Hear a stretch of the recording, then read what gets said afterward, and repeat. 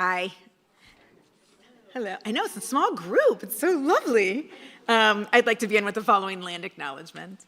I am a grateful but uninvited visitor to the ancestral homelands of the Coast Salish peoples, past and present, including the Suquamish, Tulalip, and Muckleshoot nations and the Duwamish peoples. I acknowledge the land on which I live, learn, and practice as Coast Salish lands. And I recognize this land acknowledgement to be only one small act in an ongoing process of understanding and opposing the systematic oppression and historic and contemporary erasure of indigeneity and indigenous peoples. We are on stolen land. Good afternoon. This is our first lecture we've ever had in the afternoon. I'm just so excited. I've been in this job for 23 years, and we played Price is Right rules of how many people will actually show, and I'm just excited to see you all here today. Thank you for taking time out of your day to spend with us. For those of you who don't know me, I'm Yvette Moy, and I'm the University of Washington's Director of Public Lectures.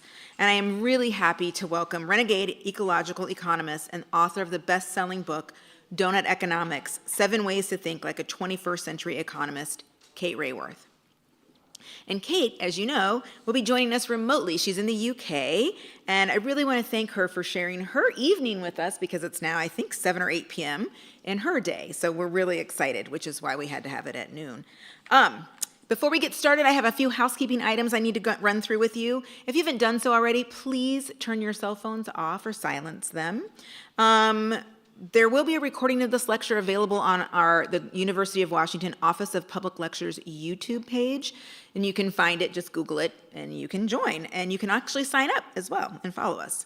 I'm going to ask that you refrain from taking photographs while our speaker is on the screen. Hi, Kate. Yeah, because it just gets really hard to sort of follow that. And then due to the remote nature of this event, I will encourage you to come up to the microphone for those of you who are in the audience with us today. And for those of you who are watching us on the live stream, you can email your questions in to mayiask@uw.edu. You can also do that from the audience for anybody who feels a little shy. And I will encourage you to make sure that you ask your question in the form of a question. Thank you for that. And then the last housekeeping item that I ask at every event is for you to please say hello to your neighbor sitting next to you, because it's a community event and we're here to be part of a community, so please do that.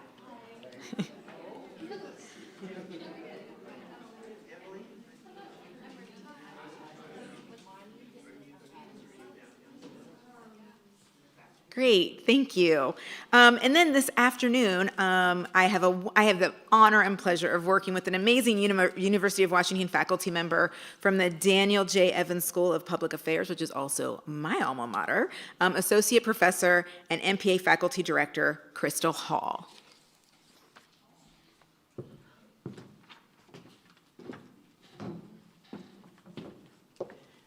Good afternoon, everyone, and good evening, Kate. I have the pleasure of getting to introduce our speaker with a few extra words. Kate Raworth, as has already been mentioned, is an ecological economist focused on taking the principles of economics and making them more effective for the realities that we face in this day and age. And as has also been mentioned, she's the author of the best-selling book, Doughnut Economics, 7 Ways to Think Like a 21st Century Economist. It's been translated to more than 20 languages, and I think more importantly, she also works on implementing these principles in the Doughnut Economics Action Lab, which she co-founded. And for me, I'm a social psychologist who focuses on issues of equity and anti-racism, specifically in the implementation of social policy. And her ideas really resonate deeply with me as they really think about how we have to look at systems to solve these really sticky challenges. So I'm delighted to invite you all to join me in welcoming our speaker today, Kate Raworth.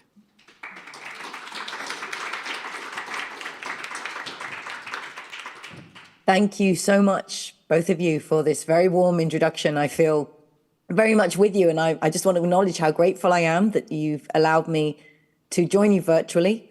I've committed not to fly unless I've not yet found a reason to fly, and I really believe it's important that we connect virtually and that we make this work. So I'm really looking forward to the conversation that we'll have after this presentation, and thank you again for welcoming me in bits, but not in atoms, because I think this is a very 21st century way that we need to learn to connect and do it well. So I'm going to talk about Doughnut Economics, and indeed, as was introduced, not just the theory, but how the ideas are being put into practice. So let me share, because I'm going to show pictures, because for me, Doughnut Economics is very much about images, shapes. I think they profoundly shape, literally, our worldviews, what we see and what we don't see. And so I want to start by talking about the economics that I was taught. I'm 53 years old. And when I was at university in the early 1990s, I went to study economics because it's the mother tongue of public policy. And I thought, if I know economics, I can help transform parts of the world. I'm sure many people are likewise motivated. But I was really frustrated with what I was taught.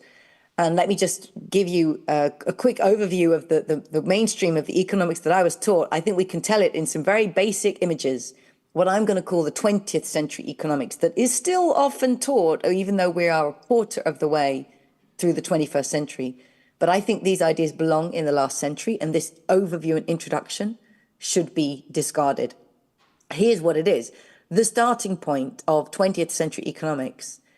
Well, if I ask lecture rooms around the world of students or indeed adults, if you remember studying economics, what's the first diagram that you recall? What's the starting point you were taught? It is the same the world over. It is supply and demand. And that's a very powerful and political act. It places the market at the center of our vision. Economics means the art of household management. Welcome to economics, here's the market. So it's suddenly the first means of economic interaction that we're introduced to. It makes price the metric of concern, and anything that falls outside of the price contract is called an externality. So the ongoing death of the living world is called an environmental externality. And to me, that alone is reason enough for us to call for a rewrite of economics.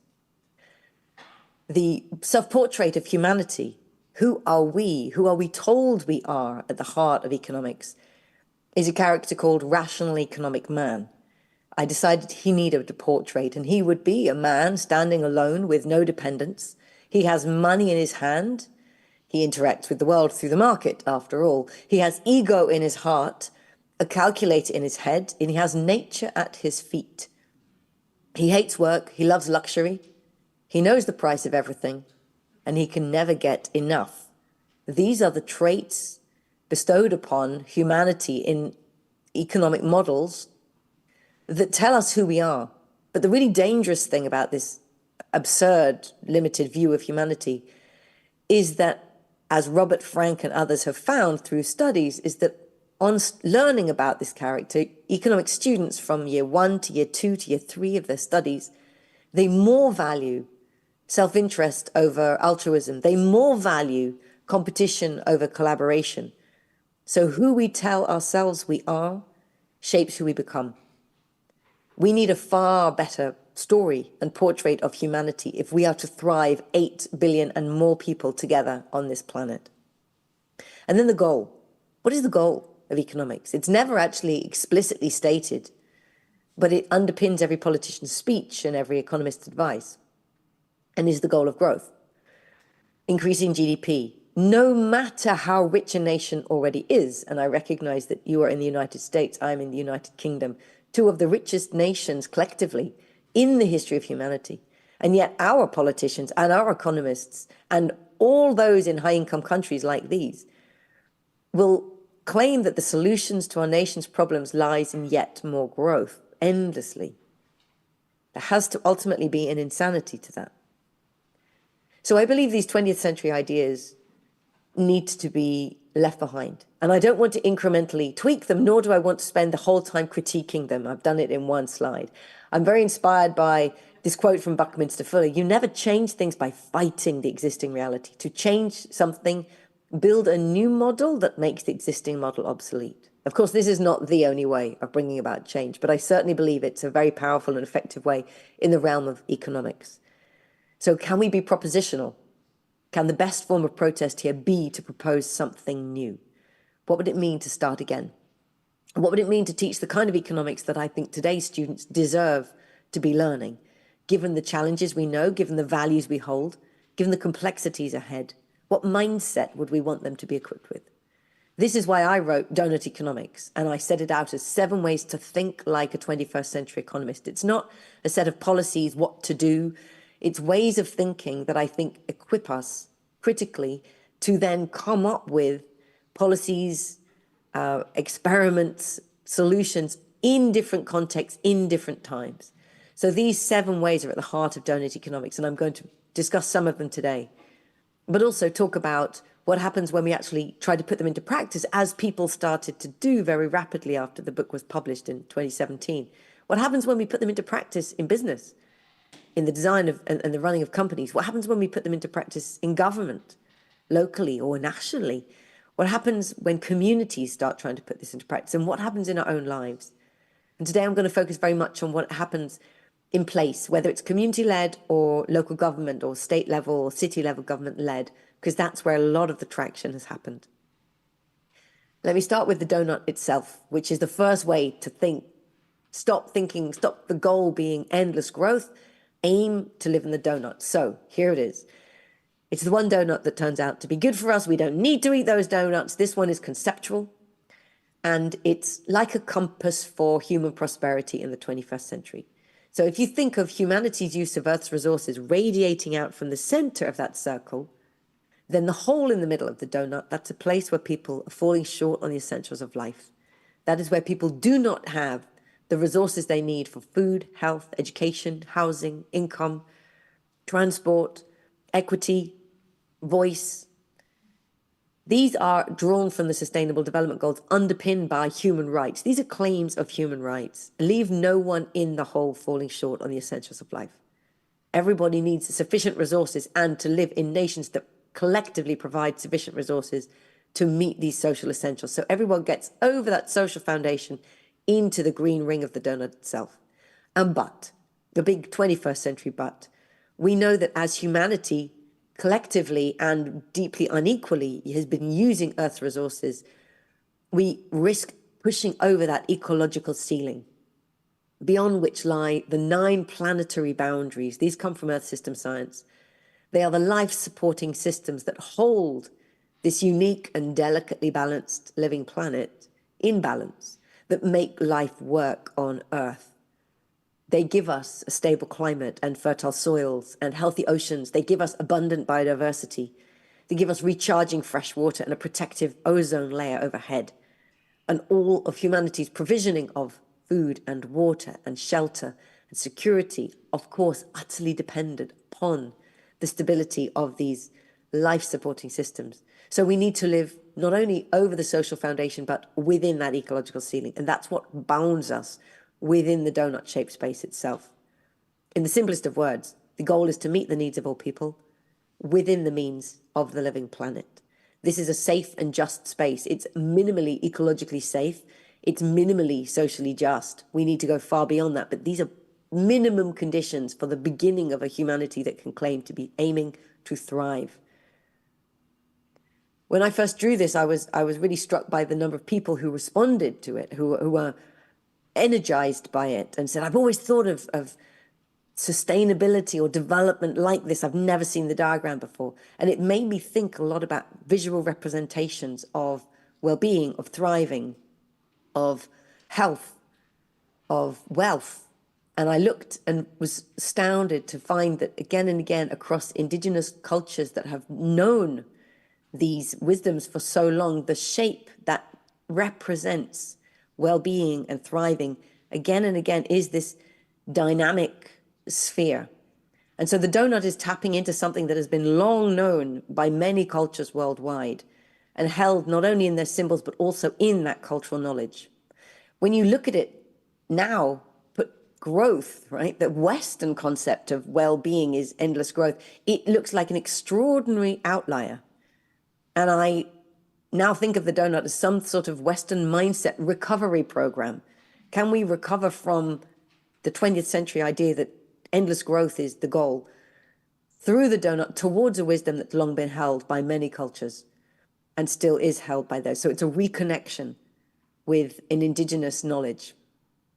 Can the donut be in service to that goal, along with many other forms of bridging between worlds. If the goal is to get into that thriving space that the donut represents, we are very far from that right now, as all of the red in this image shows. Billions of people falling short on life's essentials in that social foundation shortfall, while we are overshooting at least 6 of these 9 planetary boundaries. So this is a world profoundly, profoundly out of balance. And we see it in the daily headlines, in the newspapers. For me, the question here is, can we stay alert to the repetition of these crises? Can we stay alert to the context of our times and to the possibility of turning the story around? What would it take? And where would we begin if we actually aim to turn this story around? Last century's economic theories are not going to cut it. They were not designed for this.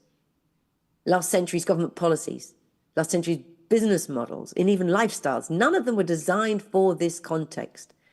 We need new theories, but we need new policies, new business models, new lifestyle aspirations to be part of the world that turns this story around. What I'm showing you here is at the global scale. But let me take it down to the national scale. Here, in work done by Andrew Fanning, Dan O'Neill, Jason Hickel, and others, here are 4 national donuts from across a range. So on the one hand, you can see Malawi, which has around $1,500 per person on an average per capita across the national income. Huge human shortfall, all the red in the middle of that circle, but not overshooting any of their share of planetary boundaries. China has a double whammy challenge on around $17,000 per person. Significant human shortfall and significant ecological overshoot. I've included the UK since that's where I am. Inequality in the UK on nearly $50,000 per person per year. Significant ecological overshoot. And then the US, over $60,000, still got high levels of inequality nationally, which of course ripple across every one of those social foundations, and very significant ecological overshoot. So every one of these nations needs to transform. No one here is living in the donut. In fact, there is no country in the world that we know of that is meeting both of these boundaries at the same time. Let me turn this into a scatter plot. The place where every nation should be aiming to be is in that top left-hand corner, where that little green donut is. That's where we rise up to meet the needs of all people, but do so by coming back within the means of the living planet. So you can see that Costa Rica and Mauritius are closer than any other nation to that point. And for me, this immediately says we should catch ourselves, check ourselves. When you hear yourself or others talking about developed countries, and we could ask, where do you mean? Because there's no developed country here. There's nothing developed or advanced about overshooting planetary boundaries and undermining the life support systems for all other nations on which they depend. Let's recognize that also these countries may stand like separated dots on a scatter plot, but they're profoundly interconnected, all the way from histories of colonialism, which are still alive today, through to the current and future impacts of climate breakdown. So we need transformation between nations and within. Now, the history of pursuing GDP growth has broadly taken nations in the direction of this arrow. At first, as incomes rise, from where Malawi is, they're $1,500 per person, double that to $3,000. That can be transformative in human outcomes. Children go to school, nutritious meals for the family, basic health services are available. Double that again to 6,000, again, transformative in human outcomes. So nations can really rise up, and you see a strong rising up as from very low income levels rising. But what we can see here is that instead of converting increases in income into living well within planetary limits, the vast majority of countries turn that additional income into overshooting, and they sail right past that corner point into the very visible red ecological overshoot that we see amongst all high-income nations. Is there a way we could turn this story around and pursue a different trajectory? Could we instead see today's low-income nations become rise nations that certainly grow their GDP in a way that takes them into the donut without overshooting planetary boundaries on the scale that all nations before them have done? What would it take to do that? Because that's unprecedented. Middle-income nations, could they reorient? I'm talking about Russia, Iran, Mexico, China, Turkey. Could they reorient instead of sailing past that corner, actually head in towards it? This is also an unprecedented journey. And high-income nations, Can they massively reduce that very visible red overshoot of energy and material use while finally meeting the needs of all of their people, because they certainly have the means to do so? This too is an uncharted journey. And it will take, between nations, a very substantial rebalancing. And within that word sits a lot. Reparations for historic injustices, redistribution of wealth, redistribution of power in international institutions, cancellation of unjust debt, rewriting of trade and finance rules between nations. So we can ask ourselves, what many facets are there to this rebalancing that's required to enable all nations to turn this trajectory? So for me, this image that we're looking at now becomes like the Uber map of the 21st century. This is the directionality we need to be pursuing.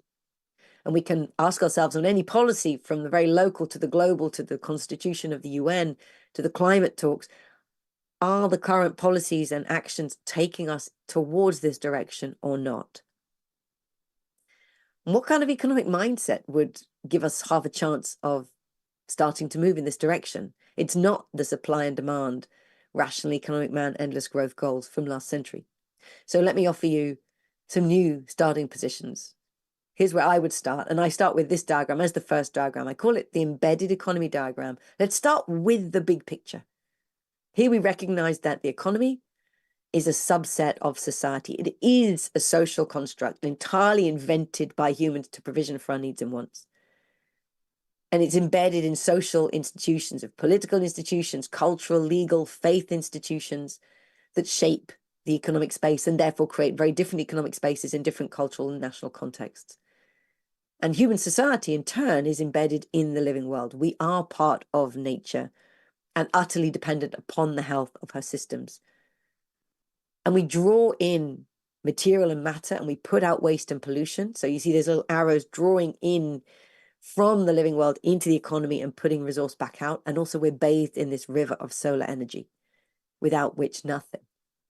The sun creates the force of life. So can we create economies that recognize their utter dependence upon the health of the ecosystems around us, the dependence upon the current income of solar energy and energy? Can we create economies that recognize they depend not just on the market, but also on the state? And not just on the market and state, that very 20th century ideological boxing match, but also on the household of unpaid caring work, a space traditionally held and sustained by women, and the commons, where people come together, not through the market or the state, but co-creating goods and services that they value. These are the four essential forms of provisioning: market, state, household, and commons, that recur in different ways across different societies, but are all valuable in the way that they enable us to provision for our needs and wants. So for me, this embedded economy diagram is a very powerful starting point to see a big picture before we dive into the details. But also let's look at the dynamics that need to change. Two major dynamics I want to talk about. And the first is that we have inherited linear, degenerative economic systems. The industries of the 20th century that succeeded and that have profited so much from their business model are linear and degenerative. They tend to take Earth's materials, make them into stuff we want, use it for a while, and then throw it away. And this take, make, use, lose process, this is what is running down Earth's life support systems again and again, taking from Earth's sources, from timber from the forest, fish from the sea, drawing on soil, and spewing waste into Earth's sinks, into the atmosphere, into the soil, into the air, into the oceans, and polluting the sources of sustenance. We need to bend these very linear arrows around into a cyclical, circular, or regenerative economy, where resources aren't used up, they're used again and again, and we live and work with and within the cycles of the living world. So here you can see the classic butterfly diagram from circular economy thinking that separates biological materials on the one hand and technical materials on the other hand. Biological materials, this is how Earth works. Nature regenerates. Nature doesn't throw anything away. There is no away. Nature breaks things back down into the building blocks of life and builds them back up again. So nature is regenerative if we get out of the way and allow her to do that. But we need to use our technical materials like this clicker I'm holding, like all the materials, plastics and metals and ceramics that we've transformed and won't decompose if we just buried them back in the ground because we've transformed them. We need to mimic nature's cycles by repairing, by making modular by design, by reusing, by sharing, refurbishing, by recycling ultimately, and minimally throwing away because there is no away, recognizing the value that's embedded in every material. So from degenerative to regenerative, a major dynamic that instead of pursuing growth, I believe we should be pursuing regenerative design across many, many fields.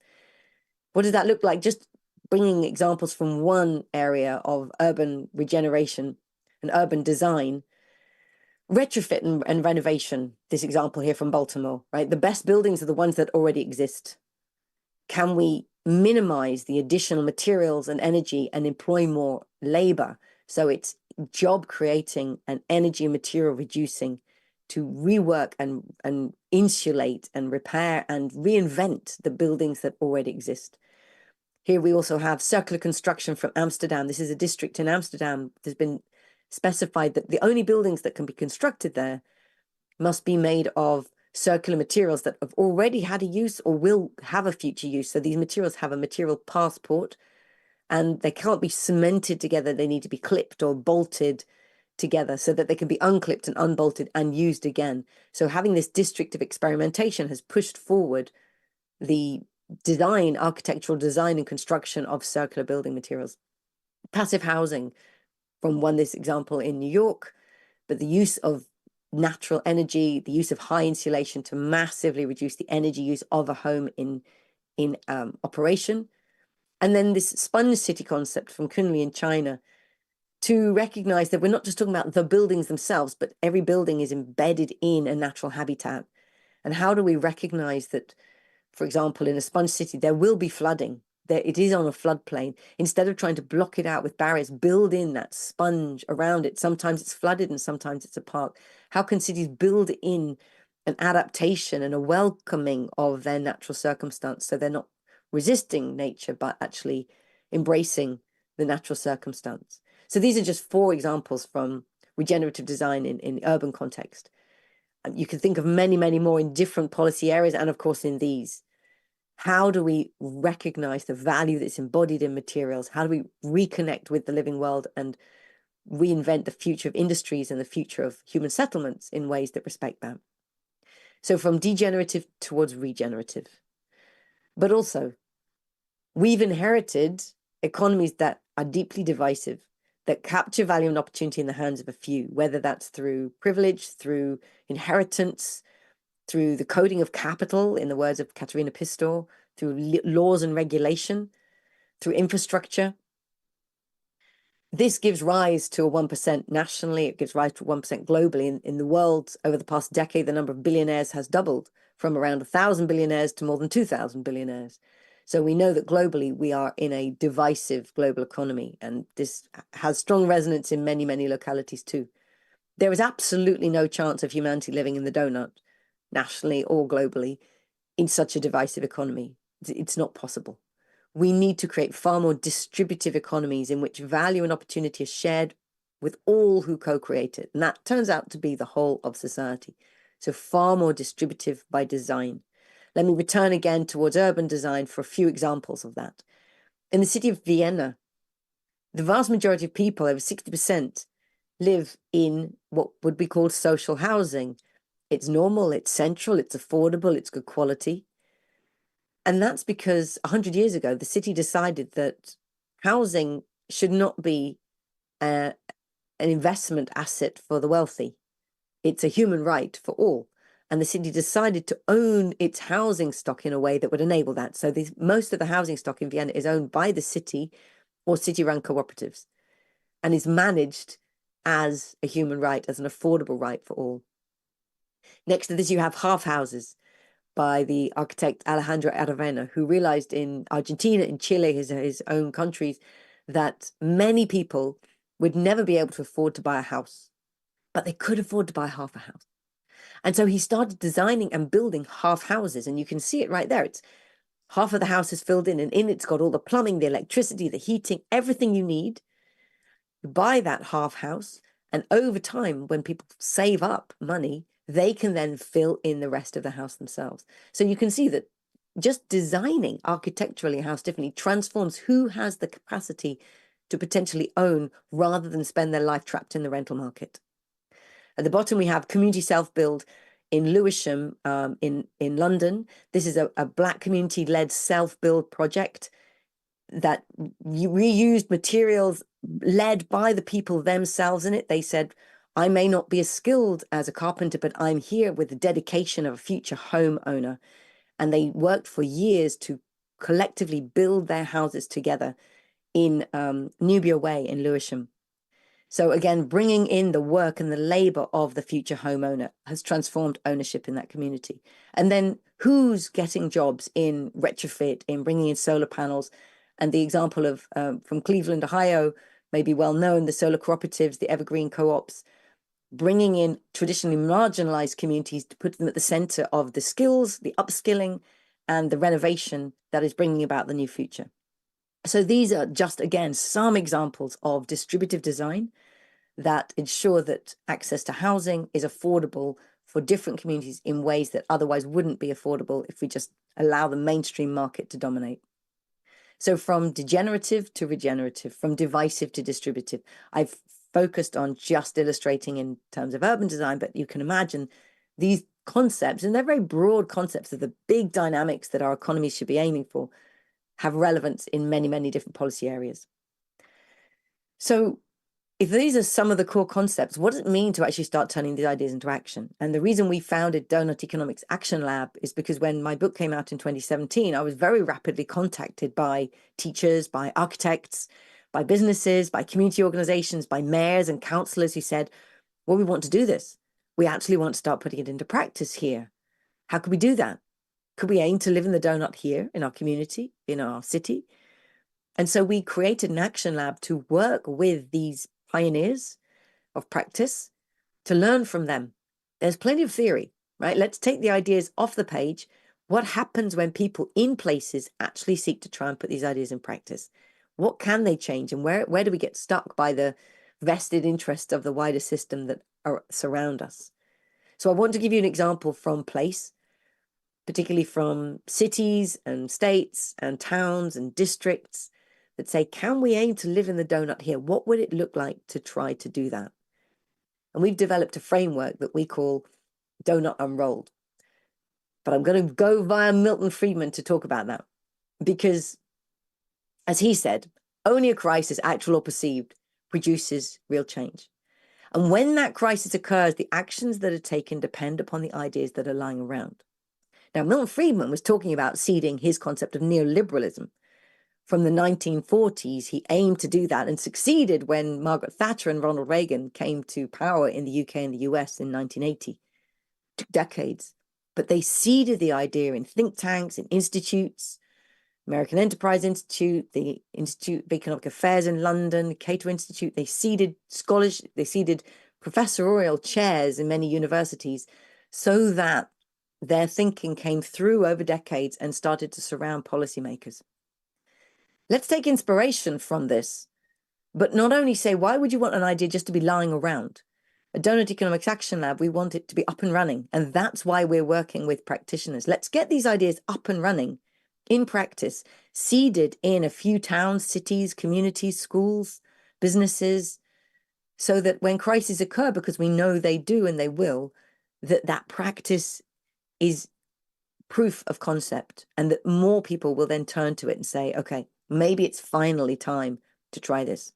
So inspiration from Milton Friedman, but also from Shirley Chisholm, the first Black American woman to be elected to the House of Congress, House of Representatives. And she said brilliantly, if they don't give you a seat at the table, bring a folding chair. Well, my experience of Doughnut Economics wasn't given a seat at the table. The table of mainstream economic thought is pretty constrained and bounded. So we've brought it in very playful ways, brought it in through practice, through games, through very accessible tools, bringing up our own folded chair to the economic conversation. And in fact, making many, many more people feel, oh, I have a place at this table. There's a chair for me. And we hope that the Doughnut Economics framework creates that space for many people who'd otherwise have said, economics is not for me, I'm no good at maths, it's too complex, I don't feel it connects with my life, that they then say, oh, this is all about my life, and actually my voice and my representation is wanted, and I have relevant things to say, and my experience is part of this economic imagining. So let me share with you the tool that we've created for places. What would it mean for our state or our city or our town? I invite you to think of it at the level that makes most sense to you. What would it mean for us here to aim to live in the donut? How could we even try to do that? Well, we developed this tool and we begin by unrolling the donut. Let's make some space between the social foundation and the ecological ceiling. And here inside, you can see there's a very little question, but of course it's a massive question. So let me invite you to hear this question, whether through the lens of Washington State or your own city or town or district or county. The question, how can our state or how can our place become a home to thriving people in a thriving place while respecting the well-being of all people and the health of the whole planet? That is a big, ambitious question. It should be one big, ambitious question. So we break it into what we call the four lenses of unrolling the donut. And you can see on the left-hand side, there's local questions. We frame them as local aspirations next to global responsibilities, because every place may have aspirations for how we live here, but we have to aim to do that while recognizing that we have impacts on people worldwide. We are profoundly connected to people and the whole planet. So how do we ensure we live well here without undermining the opportunities and the rights and chances of people worldwide? So let me talk you briefly through these four lenses. I'm going to start with how can everyone in our state thrive, and how can our state be as generous as the wildland next door? So on local ecological, how can everyone in our state thrive? What does it mean where you are? What does it mean where I am? What would it mean in Dar es Salaam in Tanzania? What would it mean in Uppsala in Sweden? What would it mean in very different places in the world to say that everybody here is thriving? And this is about the social foundation for the people of this place. How do we set what we believe is the minimum claim to which everybody has a right to sufficient food, clean water, good healthcare, decent education, good housing, access to clean energy, connectivity, access to public transport, and so on. All of these metrics and these targets that can be set by a place. And this is a conversation for the community of that place. What would it mean for us here to ensure that everybody achieves that social foundation? And then I want to add to this, how can our state, how can our place be as generous as the wildland next door? Now, this is about the local ecological aspiration. And this comes from the work of the biomimicry thinker Janine Benyus. If Janine were with you, she'd say, people of Washington State, take me to the wildland next door. Take me to the healthy ecological habitat. Take me to the forest or the wetland. Take me to the ocean. Show me where nature is thriving as close as possible in her own healthy state. And let's literally measure nature's generosity, because nature is generous. She gives us clean air. She houses biodiversity. She stores carbon, cycles the water. We can harvest energy. Nature harvests energy through leaves. Nature regulates the temperature from the treetops to the forest floor, can cool the air on a hot day by between 5 and 9 degrees. Nature builds and protects soil, and nature enhances our well-being. So these are nature's generosities in the wildland next door. Can we aim to make cities and settlements and agricultural land and factory districts that are as generous as nature? So can we aim to build in ways that store carbon rather than release it? Can we aim to construct in ways that welcome and house wildlife rather than creating a desert of pollinators? Can we cycle the water? Can we harvest nature's energy, whether through growing food or through solar collection or through wind turbines? Can we cool the air on a hot day rather than having an urban heat island effect? Can we absorb rainwater after a storm rather than being flash flooded in a city? So this goes to the depth of the infrastructural design of place. Can a place mimic nature's generosity and have that functional quality so that we are far more also resilient to climate impacts, to hot days, to flash flooding? Nature knows how to absorb those. So this is about a locally, ecologically thriving place. And when we put these two together, this is about the local aspirations. And this is what you'll feel when you're in the place. People living well here. The air is clean. The water in the rivers is clean. The soil is rich and healthy. Local aspirations are sometimes only as far as places go. It's great to live here. Okay. But we have to put that in the context of global responsibility, because we know that we are connected through global supply chains, through globalization, to people and planet worldwide. So how can our state respect the health of the whole planet? Think of the products that are purchased in a place, from food to clothing to electronics, household products, construction. Think of the transport that's used. They have impacts worldwide, drawing on energy materials that are excavated, chemically processed, produced, shipped worldwide. We have to take that into account. And this is what connects us to that big red overshoot that we saw in the UK and the US and partly in China. That's coming back within these planetary boundaries of our worldwide consumption-based footprint. How can we do that? And thinking again of the connection to people worldwide, we are connected to the lives, impacting on the lives of people worldwide in so many ways, through global supply chains, who stitch the clothes we're wearing today, who assembled the phone and devices you use, who pack the food you eat every day, to our lifestyle patterns, and who's impacted by climate breakdown now because of the resource-intensive lifestyles we may lead. What opportunities we have through cultural connections, and universities have a phenomenal opportunity here to think about how can we use our opportunity to build solidarity internationally with people through the cultural connection of a university. What is the welcome to migrants? The policy of welcome, the culture of welcome. Do we have a sanctuary city? How do we treat people who arrive here? And what policy regimes do we have, maybe above the level of our state, but recognizing that we are embedded in and part of and complicit in, because of the policy regimes of our nation impacting on people worldwide. So there's a lot going on in here. And again, when we put these together, these global responsibilities really invite us to look at the relations between our place and the rest of the world. Now, if looking at all of these four lenses, you think, whoa, that's a lot, it's complex. It is. It is. But none of it goes away if we ignore it. In fact, it comes back and hits us.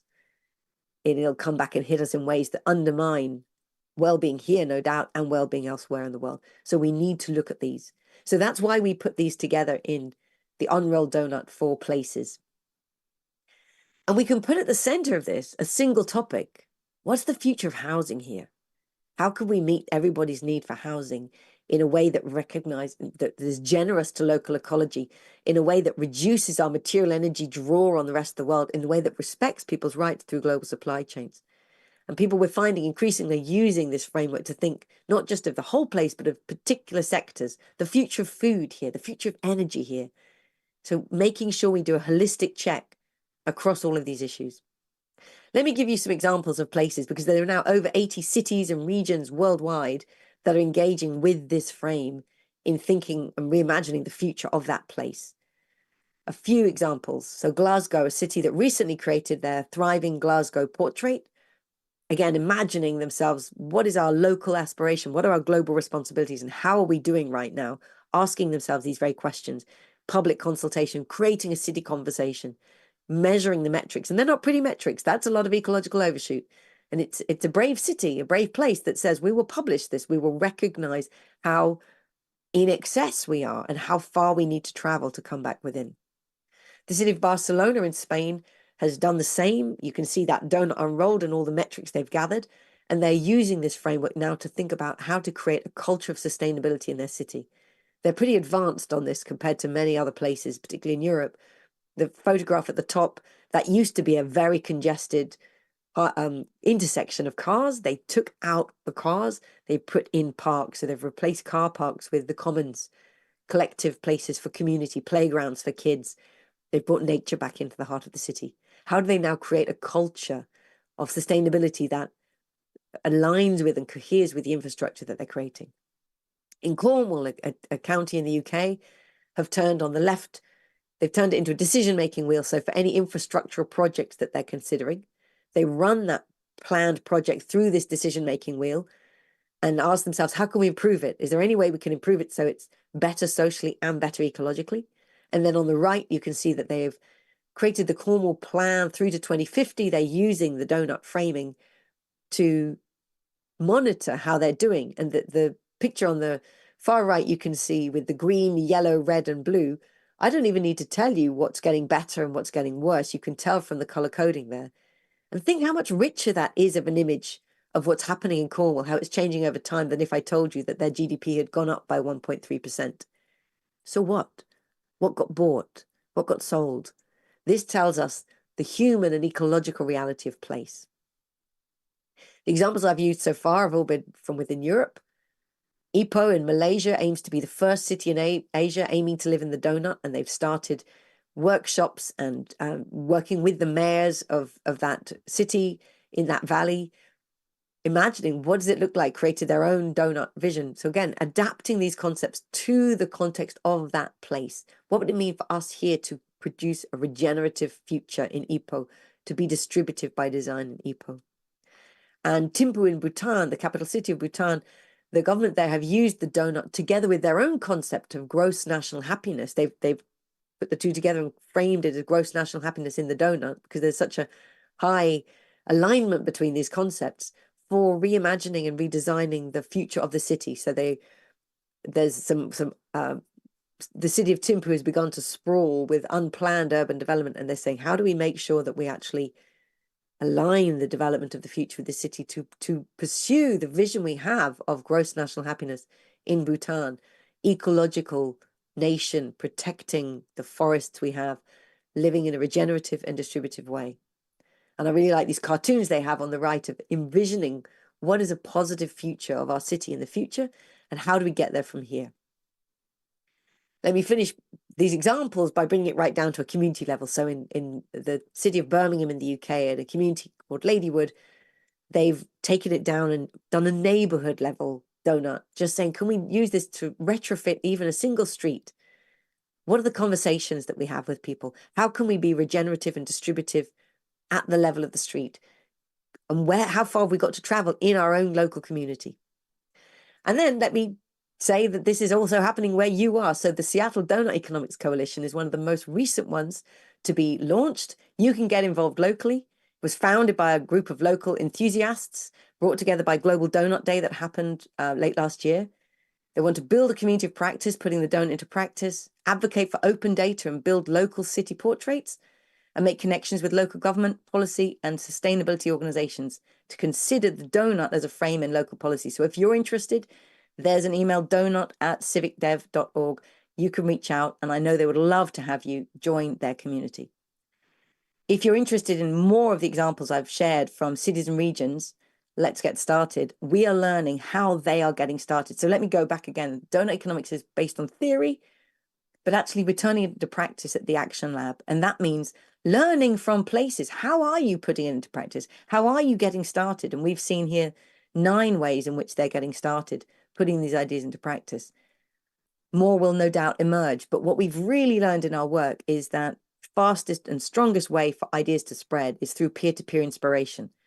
So I can present the ideas of the possibility of a city transforming, but when a city mayor or councillor says, well, we're using this framework to bring about our transformation because it's in service to the goals we have, this is how we're putting Doughnut Economics into practice here. That has a level of inspiration that is far higher and inspires people like themselves, other councillors in other places. Well, if they're doing it there, we can start doing it here. So we focus on amplifying the pioneers and their practice to spread the word and spread the inspiration and the permission to get change happening. So let me pull right back and finish where I began. The 20th century economics I was taught is still being taught, I believe, far too often in too many universities in too many countries around the world. And it does not serve the rising generation of young people, some of whom may become economists, others may become lawyers or business leaders or politicians or doctors or community activists and leaders. No matter what we become, the economic mindset that we're taught is profoundly framing and shaping of our worldview. So we need a 21st century starting point that recognizes the economy is embedded in society and the living world, and therefore must be compatible with the values and the health of those, that humanity is part of the web of life and utterly dependent upon it, and that the goal is not endless growth. It is time to move beyond pursuing endless growth. It is time to learn to thrive, particularly in high-income countries like yours and like mine, We need to learn to get over the addiction to endless growth, remove the structural dependency on it, and create an economy that thrives. I set out 7 ways to think in Doughnut Economics, 7 ways to think like a 21st century economist. But of course, these are just a beginning. There are 8, 9, 10, many, many more. And I hope that Doughnut Economics contributes to a much wider movement of transformative change in the field of economics and in the field of economic practice, along with degrowth, along with well-being economies, along with economy for the common good, and other movements that I think we're working together to create an ecosystem of new ideas that inspire and create possibility for new educational teaching, but also transforming our economies in practice.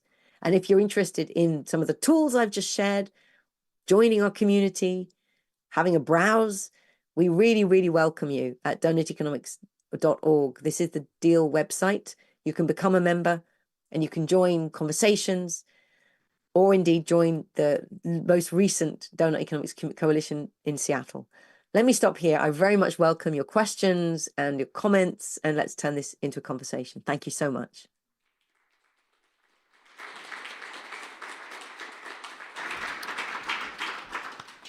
Thank you so much, Kate. Really excited for a little bit of time for some questions. Just a reminder, we've got the mic here for the folks in the room. Please feel free to come up. And please, if you do have questions, make them as succinct as possible. And again, make sure that they are in the form of a question.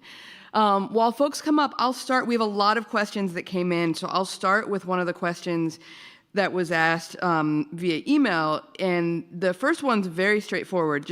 And you refer to this a little bit. What do you think of steady state or degrowth economics? So it's highly aligned. Both, I think, are highly aligned with Doughnut Economics, and we need just to be very clear about the terms we're using. I think of steady state economics, meaning that we're living well within planetary boundaries, and that we are ensuring that the health of the cycles of the ecosystems of which we're part are in a healthy balance. We're no longer overshooting those planetary boundaries. So that's highly aligned. And it removes the growth, the pursuit of endless growth. It means you might have a GDP that, is essentially steady or mildly varies. And again, in Doughnut Economics, I talk about pursuing regenerative and distributive design as the primary dynamics, and what's happening to GDP becomes more like a response variable. It may sometimes go up, it may sometimes go down in response to the bigger transformation that we know we need to make. And that's why we need to end our structural dependency on endless growth.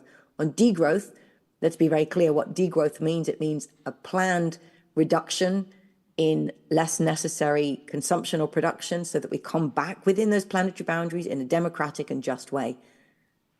That map I showed, the Uber map of all nations moving towards the donut, to me, especially for high-income countries where the degrowth debate is framed, is a very strong visual representation of exactly that. So I think these and others they're like cousin concepts, and different people are motivated or mobilized by different entry points, and it's important to recognize they're all touching on the same idea that we need to live well within those planetary limits. I hope that answers. Thank you. Hi, thanks so much for that presentation. Really inspiring. I noticed that in the diagram of the big picture, the market and the state and the household and the commons are all shown as kind of equal things, but it strikes me that when we are influenced by things in our economy, the market has a really big share of the messaging that we get, and the messaging that we get from the market uses all of these traditional growth is good things, even to the point where if renewable energy companies aren't growing, then they're not viable companies, right? Like it's very embedded in in the messaging that we get. So I'm wondering, first, what's the bigger picture about that? Like how do we think about that in the big picture? But also, what are these communities who are thinking about how to create a donut space?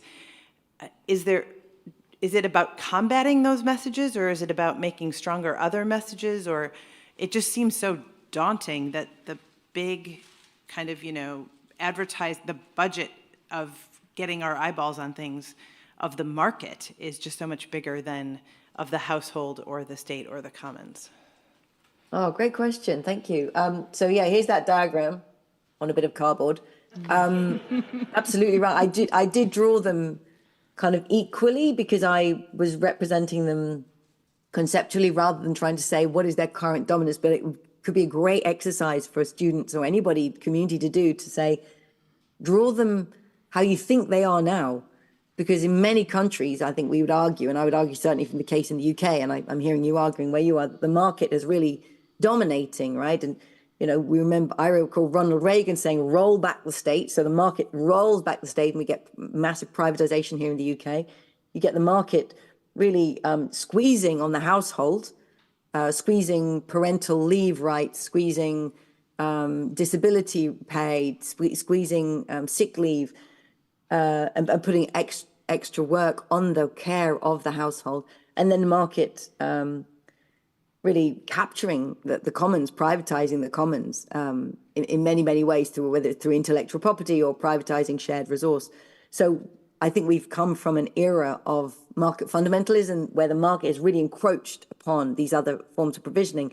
And for me, one reason for drawing them here is to move our attention away from this sort of market-state dichotomy, which is certainly what I was taught, to recognize the value of provisioning through unpaid caring work in the household and the value of provisioning through the commons. And can we resurrect and re-enlarge and push back against that market domination by recognizing the potential for the commons, especially now with the rise of the digital commons, recognizing the importance and value of unpaid caring work that goes on in the household, not just provided by women, but provided by all household members.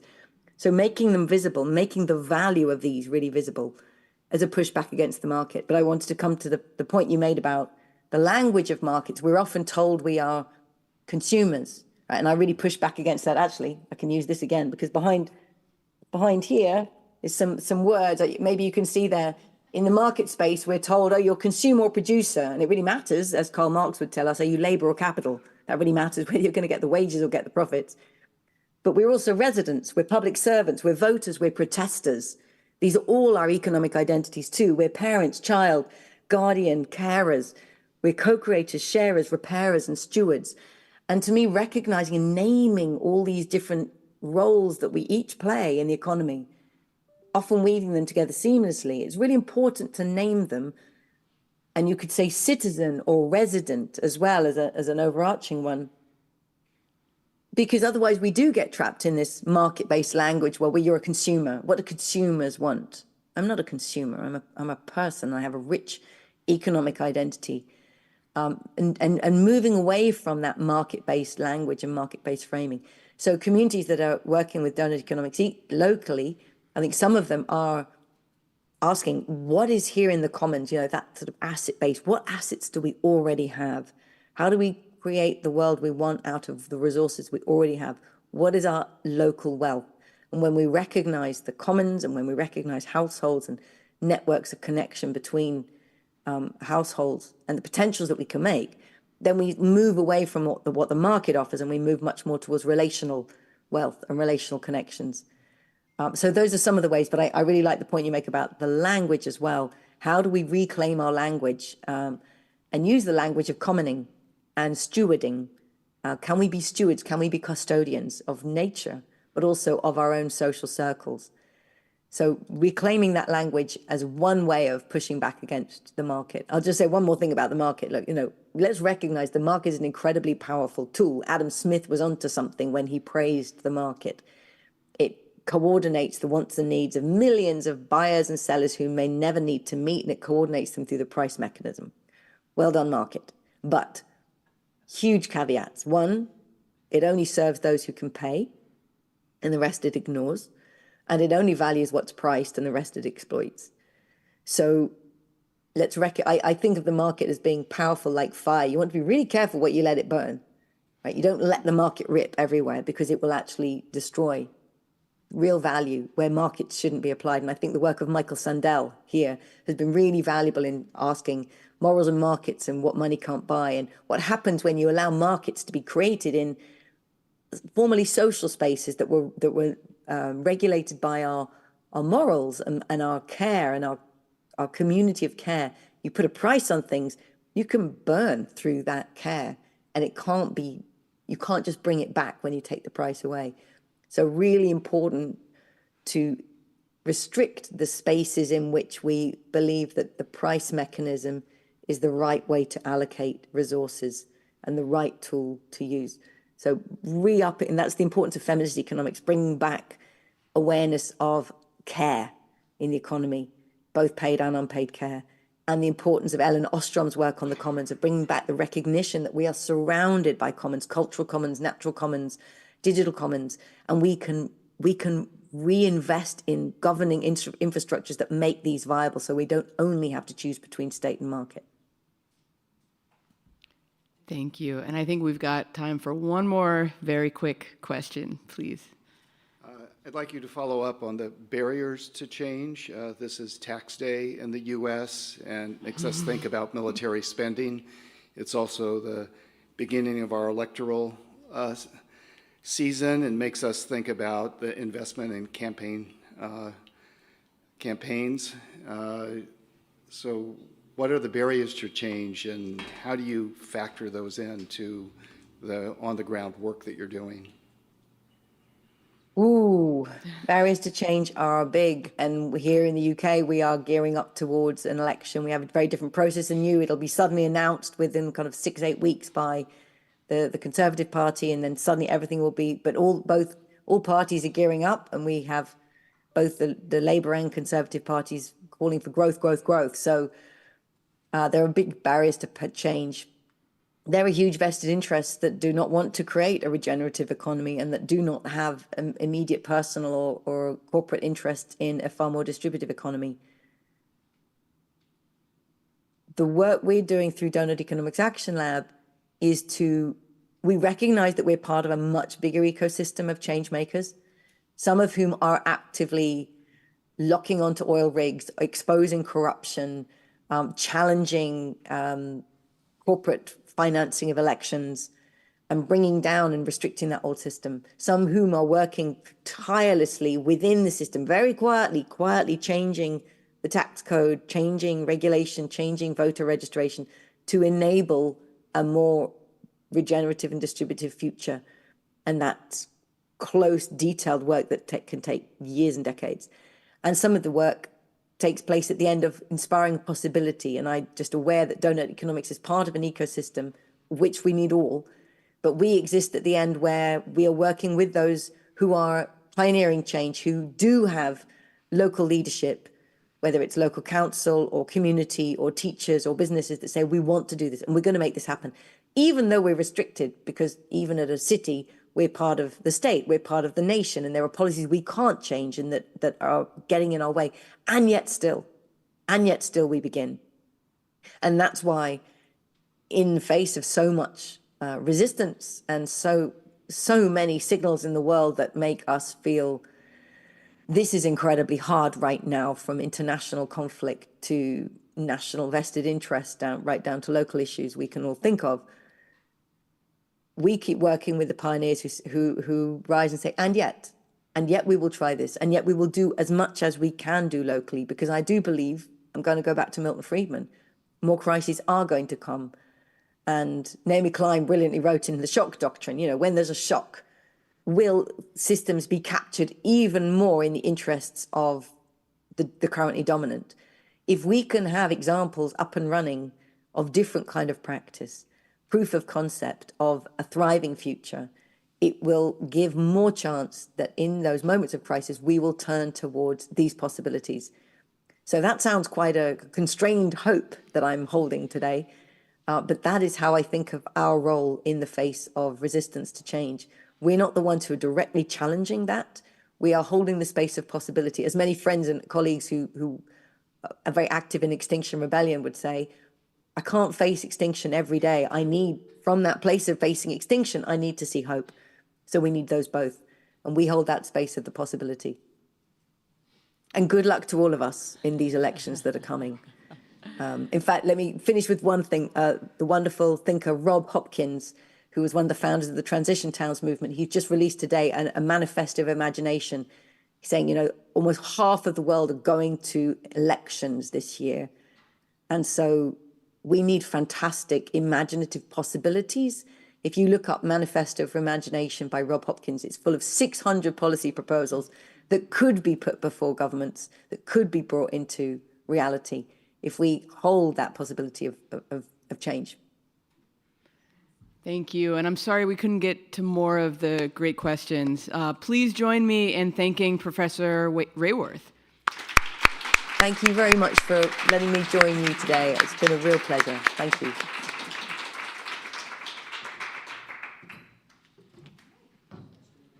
if anyone's interested in learning more about Seattle Doughnut Economics Coalition, have a chat with me or some of my colleagues over here. We'd love to talk to you.